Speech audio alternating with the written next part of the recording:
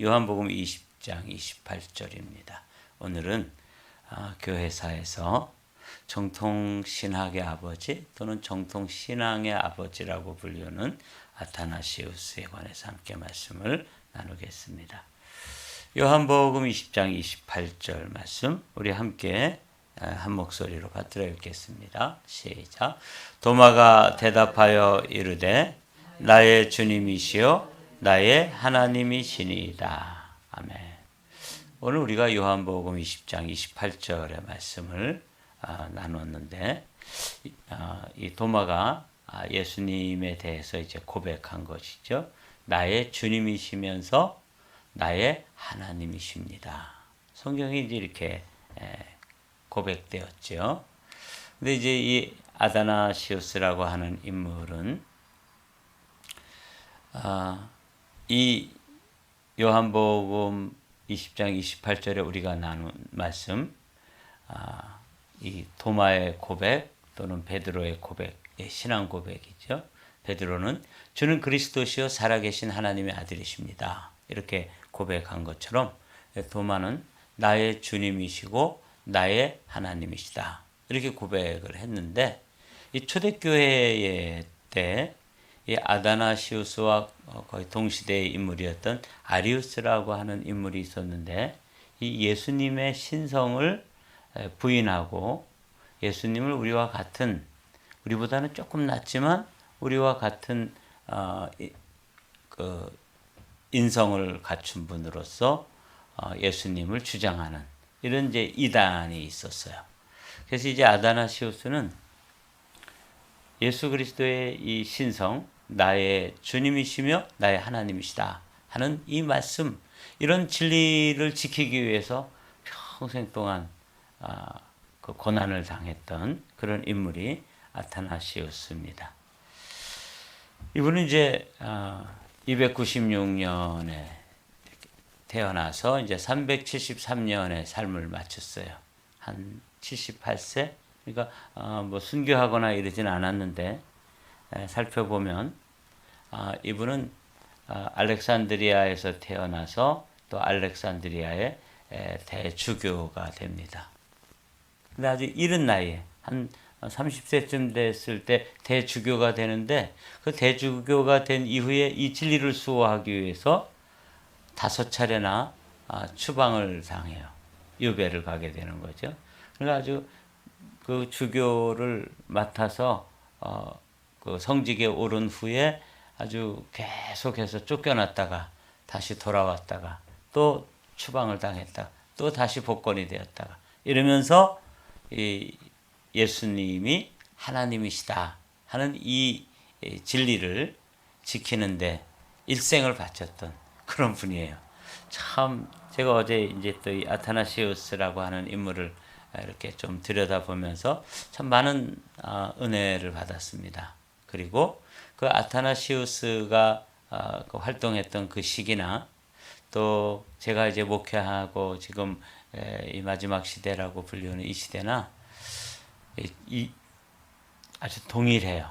그 목회자들이 지금도 목회자들이 이렇게 똑같이 목사라고 되어 있고 교회를 담임하고 이러지만 그들 가운데는 또 이렇게 아주 조금 사상이 조금 이 기독교 진리에서 벗어난 이런 그 가르침을 가르치는 이들도 많이 있어요. 이게 이제 그때나 이제나 비슷한 현상이다 이런 생각을 해봤어요. 이제 이 아타나시우스에게 있어서 아주 중요한 역사적 그 순간이 있었는데 이분이 이제 325년에 니케아라고 하는 곳에서 기독교 최초로 공의회가 열려요. 황제가 그 당시에 콘스탄티누스였는데 이제 이게 니케아 회의에서 예수님의 신성이 인정되고 삼위일체 교리가 거기서 이제 공인되어집니다. 그런데도 불구하고 여기 이제 나오죠. 니케아 회의에서 결정된 게 뭐냐면 파란 하이라이트예요. 성부와 성자의 동일한 본질, 그러니까 동등한 분이시다. 우리가 그렇게 믿고 있죠. 우리가 지금 2000년이 지난 지금 우리의 그 신앙, 또 우리의 신앙 고백, 이거는 이제 예수님이 하나님이시다. 다윗의 도마의 고백처럼 예수님은 나의 주님이시고 예수님은 나의 하나님이시다. 이 고백에서 우리는 한치의 양보도 없이 2000년 동안 지켜왔는데, 그것을 처음 수립하고 이것을 위해서 논쟁을 하고 이것을 위해서 고난을 받고 그랬던 인물이 누구냐면 아타나시오스다. 여러분들이 뭐 잘 못 들어본 분이지만 천국에 가면 이제 이분을 만날 거예요. 여러분, 우리의 신앙을 이렇게 정립해서 만들어 주는데 자신의 일생을 바친 거예요. 30살쯤에 대주교가 됐으니까 남들이 보면 야, 저 사람은 정말 이른 나이에 출세했구나. 이렇게 이제 볼 수도 있는데, 그러나 그 대주교의 자리에 올라서 뭐 그 자리를 누린다거나 그 자리에서 군림한다든가, 그게 아니라 이 진리 수호를 위해서 온갖 고난과 핍박을 받아요. 그때 이제 대척점에 섰던 인물이 아리우스다. 이렇게 이제 여러분들이 알아두시면 돼요. 그래서 이제 이분을 기독교 정통 기독교 신학의 아버지 이렇게 부르는 게지요.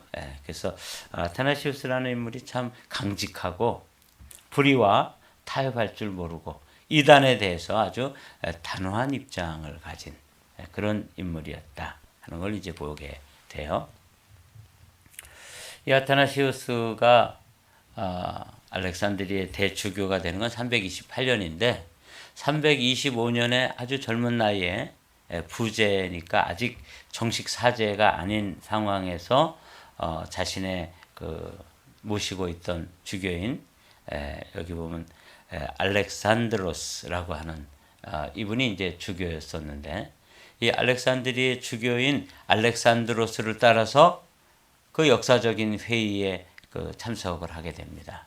물론 이제 정식 자격이 없어서 회의에 들어가서 뭐 이렇게 발언을 한다든지 뭐 의결을 한다든지 여기에는 참여하지 못했던 것 같아요. 그러나 이제 그 역사의 현장에서 보면서 이 이단들이 이렇게 자신들의 주장을 펴고 저 이단들이 저렇게 극성을 부리는구나 하는 역사의 현장에서 이제 그 회의에서 목격을 하게 돼요. 그러나 정말 감사하게도 이 니케아 이 회의에서 예수님은 하나님이시다. 예수님의 신성이 인정되어지는 삼일체 교리가 이제 공인되어집니다. 굉장히 중요한 회의에 이분이 이제 알렉산드로스를 모시고 참여해가지고 세상에 이런 일도 있구나. 그냥 교회에서 열심히 예수님 잘 믿고 성도들 가르치고 이러면 되는 줄 알았는데 그 회의에 가봤더니 이런 난장판이 있다는 사실을 이제 보게 돼요.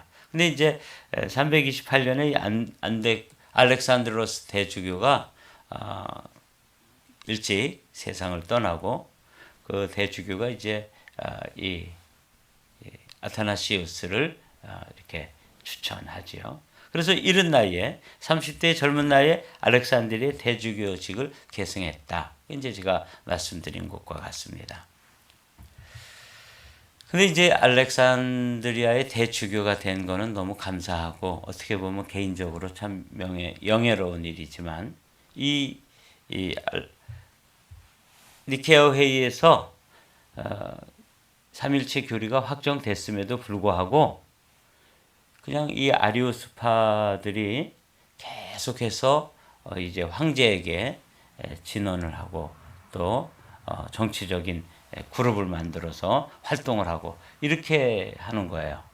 제가 이제 여기 로마의 황제 콘스탄티누스 1세 또 그의 아들 콘스탄티누스 2세에서 두 번 이렇게 추방을 당하고 율리아누스라고 하는 또 황제에 의해서 또 이렇게 발렌스라고 하는 황제에 의해서 추방이 됐다가 이 황제를 통해서 다시 이제 복권이 돼요. 그러니까 추방이 됐다가 복권이 됐다. 뭐 그 내막은 제가 가만히 읽어보니까 이제 이렇게 돼 있어요. 아리우스라고 하는 사람이 아주 키가 크고 아주 이렇게 인물이 출중하고 그리고 굉장히 젠틀한 사람이었대요. 그래서 이제 사람들에게 아마 이 정치 감각이 있었던 것 같아요. 당시에 이 황제가 누구냐면 콘스탄티누스예요. 그리고 이 황제 가까이에 우리가 잘 이미 배웠던 교회 역사의 아버지라고 불렸던 유세비우스라고 하는 인물이 있었습니다. 근데 아타나시우스는 이 아리우스에 대해서 아주 절대적으로 반대하는 입장에 서서 그걸 이제 대척점이라고 그랬죠. 그러니까 아리우스가 있다면 아타나시우스는 아주 대척점에서 절대 양보하지 않는, 진리에 대해서는 일체 타협도 없는 그런 대척점에 서 있었는데 이 중간에 누가 있었냐면 유세비우스라고 하는 인물이 있었습니다. 이 유세비우스는 역사를 기록하고 이러는 잘했지만 이런 데서 중립을 취했어요. 그냥 인간적으로 좀 잘 지내보십시오. 그냥 뭐 그런 거 조금씩만 양보하면 되는데 뭐 그거 가지고 이렇게 다툽니까? 이러면서 이제 중도적인 입장에서 이게 참 문제예요. 저도 이렇게 교회 목사님들 사이에서 이렇게 해보니까 중도적인 입장에 있는 사람들이 아주 힘들어요. 이쪽 편도 아니고 저쪽 편도 아니고.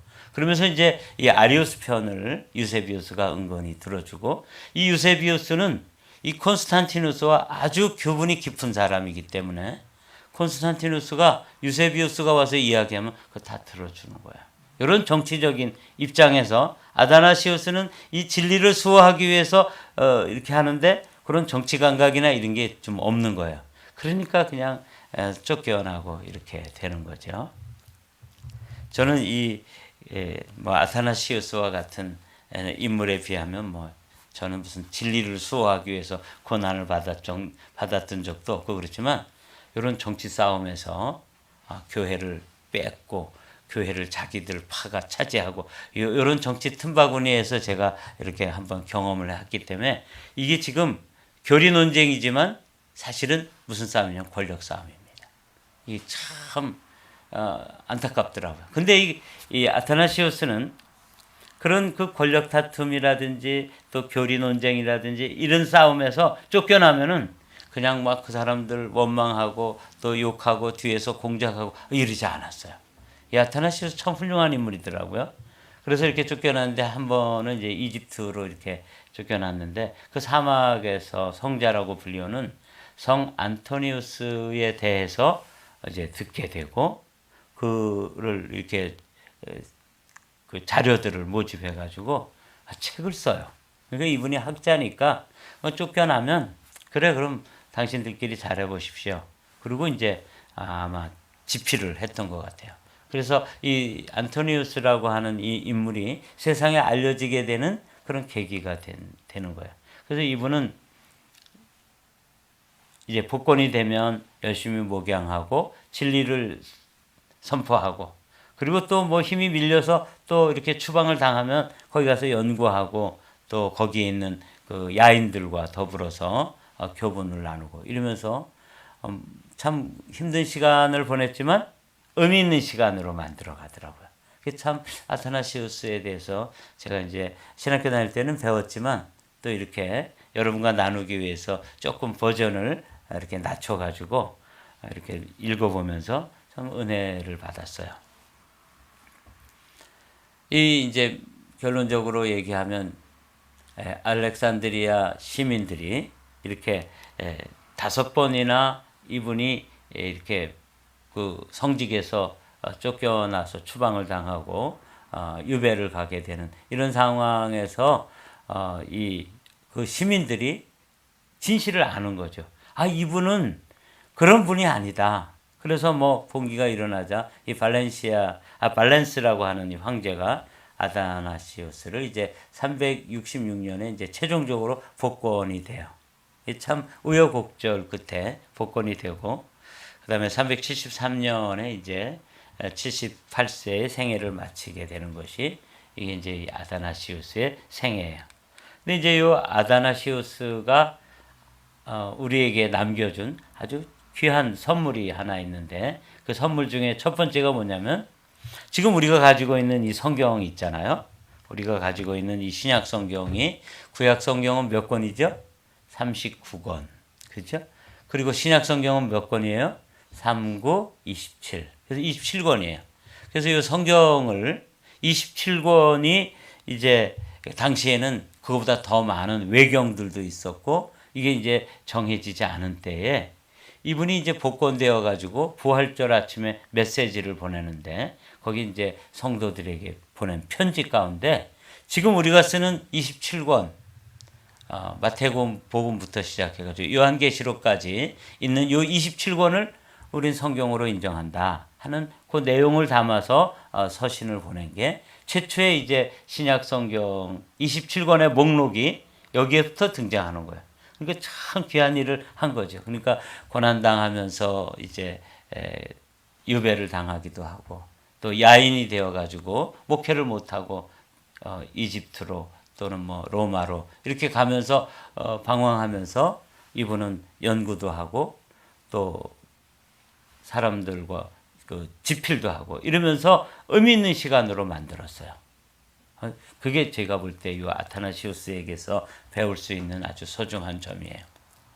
그냥 뭐 세상을 한탄하고 뭐 그냥 뭐 세상이 이렇게 맘대로 되지 않으니까 뭐 홧김에 뭐 술이나 마시고 허송세월하고 뭐 그럴 수 있잖아요. 많은 사람들이 그렇게 세상을 탓하며 시간을 그냥 허비하게 되는데 이분은 쫓겨나면 연구하고 또 기도하고 또 집필하고 이렇게 하면서 자신의 깊이를 더해 갔던 거죠. 이게 참 이분에게서 배울 수 있는 점이고 그래서 367년 부활절에 그 성도들에게 보낸 편지에 이 신약성경 이 목록이 아주 분명하게 27권으로 딱 정해가지고 발표하고 이게 이제 나중에 397년에 이게 이제 카르타고 공의회에서 요 27권을 신약 성경으로 정경으로 정한다. 그러니까 정경 외에도 지금 그 카톨릭 성경을 보면 외경이라는 게 있어요. 영어로는 아포크리파라고 되어 있는데 이 외경을 인정하잖아요. 그런데 이 아타나시우스에 의해서 그 편지로 보냈던 그 목록 그대로 397년 카르타고라고 하는 회의에서 이 아타나시우스가 정한 27권이 신약의 정경, 영어로는 캐논 그래요. 이게 이제 하나의 척도, 자라 말이죠.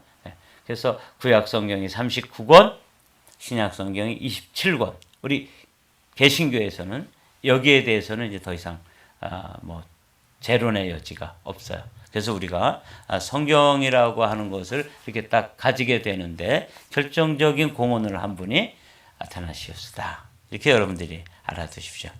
우리가 가지고 있는 27권이 이제 이렇게 어떤 공의회에서 확정이 되어지는데 최초의 27권의 목록을 작성한 그런 역사적 인물이었다 하는 걸 여러분들이 기억해 두십시오. 우리가 잠깐 살펴봐야 될 일이 뭐냐면 이제 이 아타나시우스와 대척점에 서 있었던 아리우스라고 하는 인물이에요.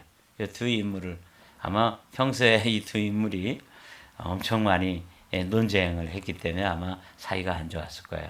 더군다나 아타나시우스는 이 아리우스라고 하는 인물이 아주 인물도 출중하고 또 그렇게 젠틀했다 그래요.